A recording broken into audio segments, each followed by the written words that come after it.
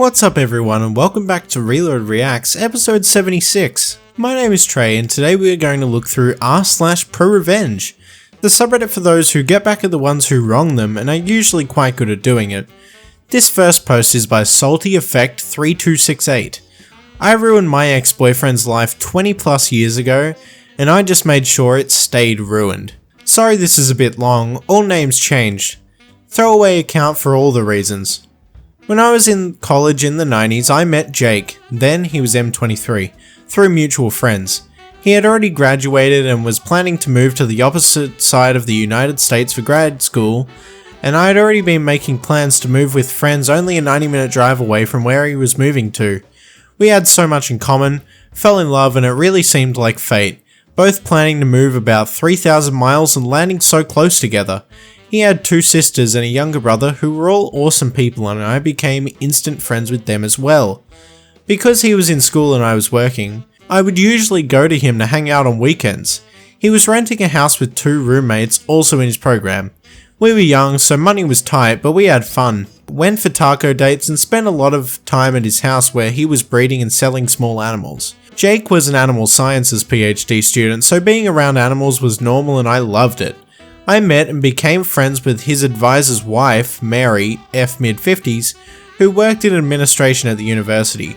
She is a lovely woman, and I would often have lunch with her when I went over on weekends. Jake was a teaching assistant, TA, and I met other people in the program and made friends with them faster than he did.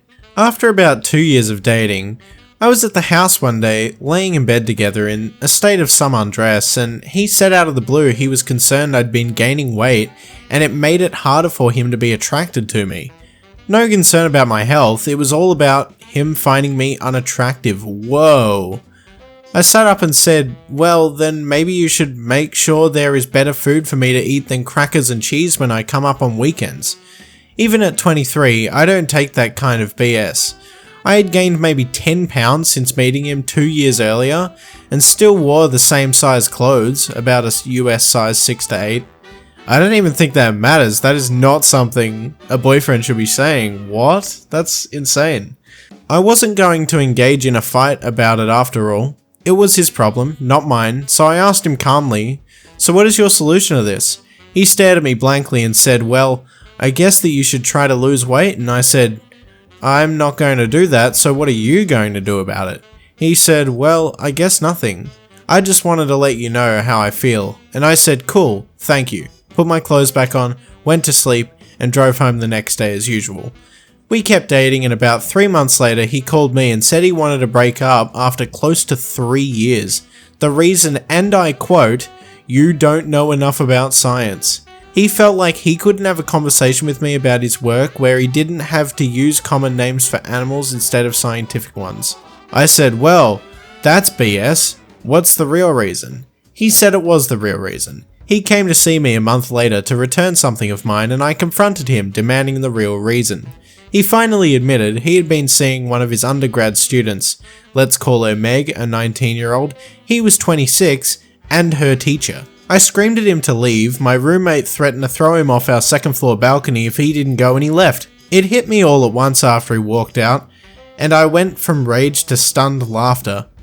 I'd met Meg a few times and at one point, she was at his house for a barbecue and spilled something all over her pants. Jake asked me if I could loan her some sweats.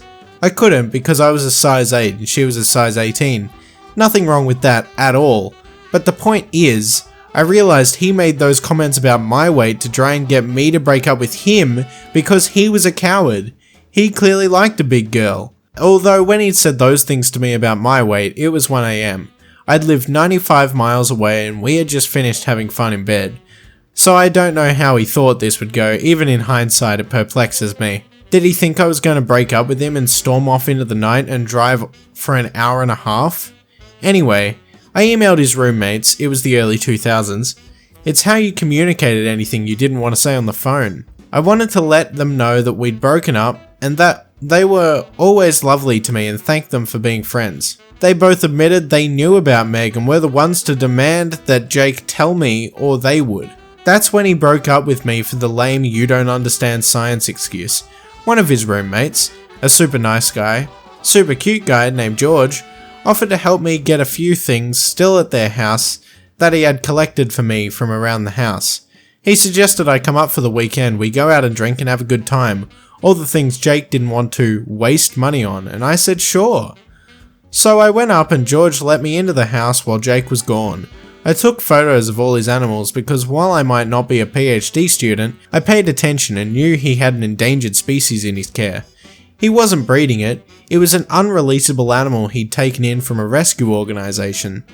There was paperwork he had to submit with a $25 fee and he refused to do it, saying he didn't want the government in his business. I took photos of that animal, all his breeding conditions, and a photo of an animal not allowed in the state which was in a tank right next to a window and visible from outside. I then went out for a night on the town with George. We stumbled in early, around midnight, so Jake and Meg, who were watching the TV, would see me in a short dress, drunk, and George practically carrying me. I spent the night in George's room. He was a total gentleman, but we made sure to leave the room and parade past them in his boxes a few times and we giggled loudly so they could hear us. When I went to leave the next morning, Jake said I didn't have to act like a W in front of him as I ate a donut slowly in my rumpled dress with messy hair while George beamed at me and then planted a kiss on my cheek. Meg looked ashamed, not quite knowing where to look, and I said, "Have fun with my leftovers," and walked out.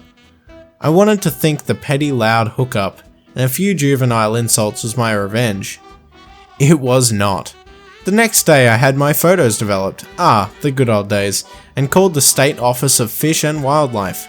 I reported the animals in the house, the potential overcrowding of breeding animals and the 2 animals he shouldn't legally have at all in the state, and asked them how to make a report. Turns out, Jake wasn't well liked by his peers in the program, or by his roommates, but I was. George had suggested that he and their other roommate could submit complaints to the university that a TA was sleeping with one of his students and showing her favoritism. The night we were out at the bars, we made sure to tell a story to anyone who they knew. They made sure all the women in his classes knew he was sleeping with Meg. It wasn't a large program, so people knew fast he had cheated and was now dating his student. George and the other roommate made sure people knew they had put in complaints sick of Jake's entitled BS. With my statement made and the photos sent to the state wildlife officials, I called my friend Mary, Jake's advisor's wife. She knew about the breakup and lame reason, and I let her know he admitted he was sleeping with a student. I'd been emailing with him and he admitted to it in writing, so I sent that to Mary. To say she was not happy about that was an understatement. She said she made sure it would be investigated and told her husband, Jake's direct advisor, while I was on the phone with her. Speaking of investigations, a few weeks later, George called me giddy to say state fish and wildlife officials were there, confiscating animals. He told them he would be happy to tell them whatever they needed to know. Meg was there when it happened and told the officials as far as she knew all the animals belonged to her boyfriend Jake, and that they were all legal. That put George and the other roommate in the clear. One animal was kept in the backyard, so it was implied to Jake that a neighbour reported it. While they were there to investigate, they knew to look in the back window to see the far more problematic, illegal to have in the state under any circumstances, animal. Since George was on the lease, he was able to let them in to investigate in the house. The animals were all in communal areas and the officers stayed there for a few hours and returned with a warrant to take all of the animals and enter Jake's room to investigate. George and the other roommate let them into their rooms with no issues and were quickly cleared. Meg apparently couldn't get a hold of Jake and eventually drove to the university to find him. Remember, no cell phones yet, it was a good day. The only animals they left was some guppies in a fish tank. Now, PhD students need grant money to do research, and a large part of animal studies funding comes from the federal government. Jake had just gotten an EPA grant right around the time he broke up with me. So I called the EPA and asked how I would report that a person with a federal grant was being investigated for illegally harbouring endangered animals. Long story short, he lost his EPA grant and had to make restitution on what had already been used, close to $30,000. He would never be able to get another federal grant. He avoided jail time on the state charges since all the animals were in good health, but lost all his breeding animals worth thousands of dollars, since they were collected for safekeeping during the investigation when the 2 illegal animals were taken. In the end, he owed a $15,000 fine and the 2 animals went to a nearby nature shelter. For years, I would stop by if I was in the area to visit them. The university revoked his scholarship and fired him from teaching for having an inappropriate relationship with a student. He somehow escaped being expelled, but it always shocked me that he never tried to hide the relationship with Meg, and was so stupidly self-assured, he didn't even wait the 4 weeks until she would have been done with his class to start publicly dating her. By the university rules, he would have been in the clear to date her, not being a teacher anymore, and she would have just had to avoid any classes he was a TA in. It never fails to make me laugh. After a few months, I emailed his sisters and told them I missed them because Jake broke up with me after trying to call me fat and cheating on me, and I felt weird contacting them. The girls told me he told the family I broke up with him because of the distance. I forwarded them emails that Jake wrote after the breakup, talking about how he fell for Meg and he was sorry about it, but it was true. I couldn't keep up with him academically and it made him attracted to Meg. Jake managed to convince his dad to pay for 1 more year of school so he could get a master's instead of a PhD, and while I stayed in contact with his sisters and brother via email and then social media, I largely let it all go. I got even, made some friends, Mary became like an auntie to me, and I went on with life. I went on to get a master's degree myself, and my specialty? Helping scientists and doctors communicate their work to lay people. You know, us dummies who can't remember all the scientific names. I swear, it happened by accident, not design, but I love it, and I work with everyone from small town doctors and nurses to pharmaceutical companies to museums to state and federal governments to film and TV producers. I travel a lot and speak and get to learn a lot of cool things about our planet and how things work. I knew through his siblings that Jake and Meg got married and had 2 kids. Meg dropped out of the sciences and became an accountant. Jake went back to breeding animals. Every once in a while, his sisters or brother would tell me something over for lunch or via text, but we had our own relationship that exists outside of him. Apparently, when I sent a wedding gift for one of his sisters, he loudly complained at a co-ed bridal shower that all of his siblings were still my friend and didn't make an effort to embrace his now wife Meg. Apparently the sister just laughed and said, "I don't make it a habit to be friends with homewreckers." This is how Jake's parents found out their relationship started and ours ended, 10 years after we broke up. Jake never found out I was behind reporting him to the state, and in the end, I didn't lie about a single thing, except maybe exaggerating a drunken makeout session with George, who is now a successful and tenured professor with a lovely wife and daughters. Fast forward about 20 years to a few weeks ago. I was at a university giving a lecture to a room of 250 undergrad and grad students. In the end, I was mingling with the student afterwards and I hear a voice say, "Hey OP, long time no see." And I realize it's Jake, and I didn't change the expression on my face at all. I was completely shocked and my instinct was to play dumb, so I said, "I'm sorry, help me out, have we met at another workshop or lecture?" He looked incredulous and said, "It's me, Jake," and I said, "I can't place you, but I would love to figure it out." Finally I gasped and said, "Oh my goodness, Jake. I guess I blocked you out," and said, "Well, lovely to see you," and moved on quickly when he tried to reach out and hug me. I was happy to leave it there with the satisfaction of him seeing me as a guest lecturer in a science department of a major university when he was just in the audience. The department chair and faculty who had invited me to speak took me out to dinner, and while there, one of them said, "So you know Jake?" I said I did, from over 20 years ago, being vague about how.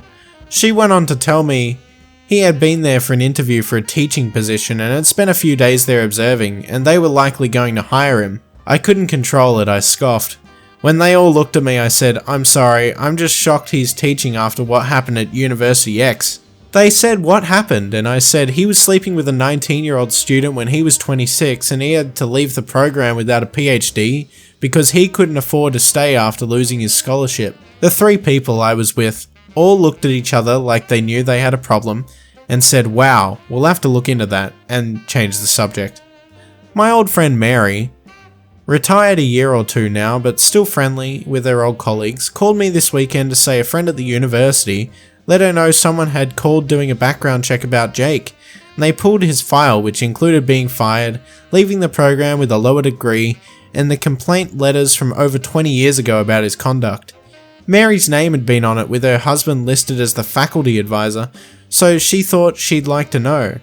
As a bonus, it had a copy of his arrest record for the illegal animals. I guess his dad had paid for a decent lawyer to get the record expunged after the charges were reduced and he paid the fine so it doesn't show up on a standard background check. I don't think he's going to get that job. So I will return to my life, content that the universe comes through sometimes, especially if you give it a little nudge now and then. The best revenge is when you don't have to do anything wrong. You just have to help direct knowledge to the right places. If there's anything I can impart to any young women and men reading this, as I shimmy happily into my now size 10 pants, it's that if someone who is supposed to love you complains about your weight or looks, that is their problem to fix mentally, not yours, and maybe it's time to check out what they are doing behind your back or simply move on. Remember though, it is their flaw, not yours. If Jake hadn't been a coward and tried to make me break up with him and just ended things with me in a mature way, I might not have found out about Meg and turned his own wickedness back on himself. Wow, that was a long story. I quite enjoyed that. I wonder what you guys think. You should let me know in the comment section below. This next post is by Maximum Power 4088. Metered on ramps. Back when metered on ramps were first installed on the main highway in my town in Oregon, the interval between the lights on the ramp I used daily was 15 seconds. Cars would be backed up onto the adjacent feeder streets, and you could be stuck there for 15 to 20 minutes on the ramp. Took a bit of research to find out that it wasn't the city or county, but ODOT, Oregon Department of Transportation, that controlled them. After repeated complaints and no action, I finally got the names of the 2 ODOT traffic engineers responsible for setting the light intervals. I've made numerous voicemails and finally had one discussion, but still no fix to the issue. Well, back in the day, early 2000s, we still had phone books, and both these engineers had listed home phone numbers. I got a 4x8 piece of plywood and painted and leaded it. Tired of these idiotic ramp lights? Call the ODOT engineers responsible for them, Dennis M 503X, Bill C 503X, and let them know what you think. I stood with it on the side of the ramp for 2 days, 4 to 6 PM. The next day, I get a call from one of them, don't remember which, begging me to stop. I said, "Fix the effing lights." "You'll stop with the sign?" "Fix the effing lights." Okay. The very next day, they had a survey crew out there in the afternoon to count cars, and the day after that, the lights were reset to 3 seconds between cars. Bottom line, when dealing with government, until those personally responsible are held accountable in a manner that inconvenience or scares them, they will continue to abuse the public, whether from negligence, incompetence, or malice. But bring it home to them, and they will grudgingly change their ways. That was awesome. I loved that one. It kind of felt like no matter what the person was going to respond with, they were just going to say, "Fix the effing lights," over and over again until they got the end, which I find so funny. W post. This next post is by Basecap. Try and get my team member fired? Get deported. Back in the early 2010s, I started working for a big internet-based company in the UK. The company was opening a new office with a new subdivision in London. When I started, there were 2 team leaders and the office manager. The 2 teams were the content team and the SEO team. I was recruited to be the development team lead, that is web development. When I was interviewed for the job, both the office manager and the SEO team lead were carrying out the interview. As you do in interviews, when they asked if this or that could be done, I would respond yes of course, or you know you would get a better result doing X, Y or Z. So I got offered the job, and for the first year there was so much going on. As well as building a team, I also had a portfolio of websites that needed to be redeveloped and redesigned. It was at this point that some red flags started to pop up. I would have the SEO team lead, we will call him Andy, coming back to me and telling me that I needed to do things the way he wanted. I would always push back and say no, and give a reason why I was doing things the way I was. Andy would get irate and would complain to the office manager about me. When the office manager would ask me about it, I would explain what had happened and why I said no, and the office manager would leave it there because at the end of the day, I was the one with the experience in web development, not Andy. This happened for a few times over the first year, And I then realized that the reason that Andy was getting so irate is because he thought that I would be a yes man to him. Sorry buddy, that's not who I am. So now that we have the backstory, let's get into what led to the revenge. Me and the team had been working hard to get 2 of the new websites completed, and I was due to show them off to the board before they went live. The company's head office was in another part of the country, and I had to leave the office in London at about lunchtime. So I arrived to the hotel that is across from the road from the head office about 4 PM and jump on my laptop to start going through the sites to run some tests. I was testing functionality, making sure the look and feel were correct, things like that. Then it happened. We found a major bug that caused a major issue with the functionality of the website. So it is at this point that I am going to introduce the star of our story, Johnny. Not real name, but attacked all the same, who is my senior developer. Me and Johnny were working through the night, me in the hotel room and him in the London office. We finally fixed the bug about 7 AM the following day. My meeting with the board was at 10 AM, so after getting showered, feed and over to the office, I started my day with 0 hours sleep. I go into the meeting and the first thing that is said is the CEO asking if I was okay. I had met him a few times and he was a really nice guy. I explained that we found an issue with the sites yesterday and me and Johnny had worked through the night to fix it before the meeting. Long story short, everyone was really impressed and loved the new sites. At the end of the meeting, CEO pulled me aside and thanked me for everything, and then told me to go home and get some sleep. It was about a 3-hour train ride to London and then another hour home. I thanked him and went on my way. So after taking my team out for a well-deserved lunch to say thank you, the office manager then organised a night out for the whole office to celebrate on the following Friday. We started off at a fancy bar, not my sort of thing, I am a man of cheap tastes, and then everyone moves on to a small club. I go to the club for a bit, but then leave quite early in the night as I need a train to get home. I say my byes and then head home. I come into the office on the Monday and there is something going on. I speak with Emma, not real name, the content team's lead. She does not know what's going on, but there are people here from head office, HR and others. Then a few minutes later, all the team leaders are called into a meeting. We are all squished into one of the small meeting rooms. There is office manager, 2 members of the HR team from head office, and the 3 team leaders including myself. So HR explained that there has been a complaint made against Johnny. A member of the SEO team, we will call him Mark, had called Andy on the Friday saying that Johnny had been making racist comments while everyone was out of the club. Both myself and Emma were taken aback. This was not like Johnny.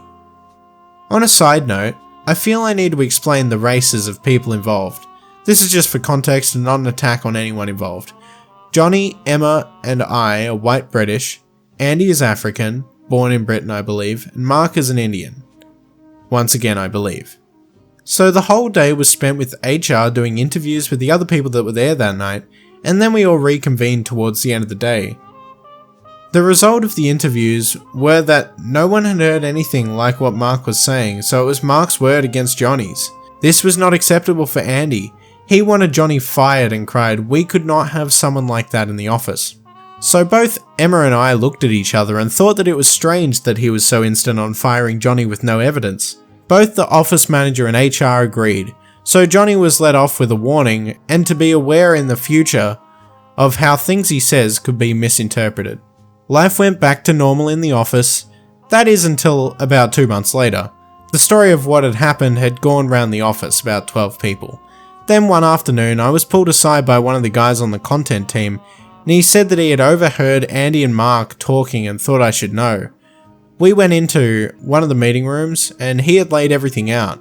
What I heard made my blood boil, and I think had I been in a cartoon, steam would have been erupting from my ears. He told me that the racism complaint was faked and a plan that Andy had to attack my team because I would not bend to his demands. Him and Mark were on a call outside the club.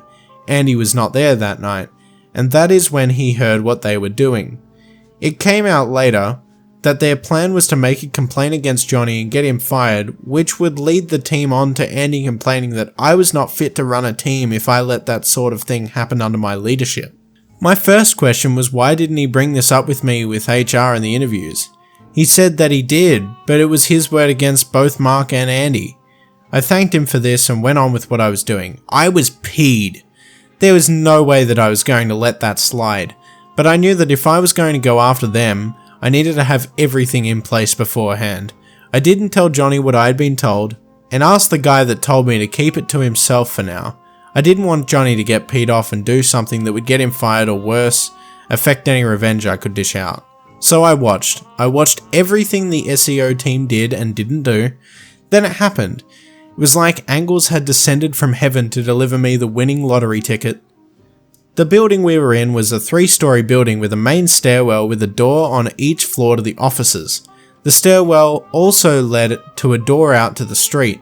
At the time, I was a casual smoker, and used it to get a break from the screen and clear my head if something I was working on was not going well. So I walk out of the door to the office and into the stairwell, and who is there? Mark of all people. He is on the phone, and he goes white as a sheet when he sees me. Now he is mid-sentence with the person on the other end of the phone, and as I am walking past, he is forced to carry on the conversation. I overhear, and from what he is saying I can tell that he is talking to a school or something like that. The conversation sounding like he was looking for information about applying and about a visa. I thought that was a strange call to be having, and something was fishy about it. I had my suspicions as to what was going on, but nothing concrete at this time. A few days later I was heading back up to the head office, and by that time we had a new manager who lived near the head office, so was based there most of the time. When I got there, I dropped my things off at the hotel and headed over to the office. I went to his desk and asked to have a quick chat. I explained to him what I had overheard Mark talking about on the phone and said that maybe the company might like to look at his visa status. So a week went by and nothing seemed to happen, then BAM! He stopped showing up to the office. A few days later I got told what had happened from one of the other SEO team members. Mark had been fired with immediate effect for no longer having the correct visa to work in the UK. The company did not want to get involved in sponsoring a new visa for him. I don't know why. I started asking questions around the office, random chit chat, and I found out that Mark is from Dubai and he was here on his wife's student visa. I don't know how that works, but it was all above board. I also found out that his wife's course had finished, and that left them with a small window of time to get a new visa. That is when it all clicked. Now, there are some dodgy people in London and everywhere else, and they would set up these fake colleges that would sign people up to get visas to live and work in the UK. At some point before or after this, saw a program on this, and normally these were set up in tiny offices that you couldn't swing a cat in, let alone be a college. They were used as a postal address for the college, and they would charge a course fee to be enrolled and thus be able to apply for a student visa. So what Mark was trying to do is to get enrolled into one of these colleges so that he could stay in the UK and carry on working. I found out a few weeks later that Mark and his wife did have to leave the UK and go back to Dubai because he didn't have any money coming in to pay for his new college course. Bye, Mark. When I found out that Mark had been let go, I pulled Johnny aside and filled him in on everything. He could not believe it and was stunned that they would try to do that. I apologized to him as it was my fault that he had been targeted by them in a way to get at me. He would not accept it and said that I had gone above and beyond in defending him. Following on from this, I made it quite clear to Andy that I know what he and Mark had done, and I would not be forgetting it, and to watch his back, I made sure we were not in earshot of anyone else. About 2 months later, Andy handed in his notice and left the company, never to be seen or heard from again. I have told this story to some people over the years, and I have been asked so many times if I feel guilty for what I did. I always respond the same way. I feel guilty that Johnny was wrongly accused and targeted. I don't feel guilty about what I did to Mark. You don't mess with my friends, family, or team. Beautiful. And I think that's going to be it, guys. I hope you enjoyed the stories in r/ProRevenge. Let me know what you'd like to listen to next in the comment section below, and also hit that subscribe button because I post new Reddit content every single day.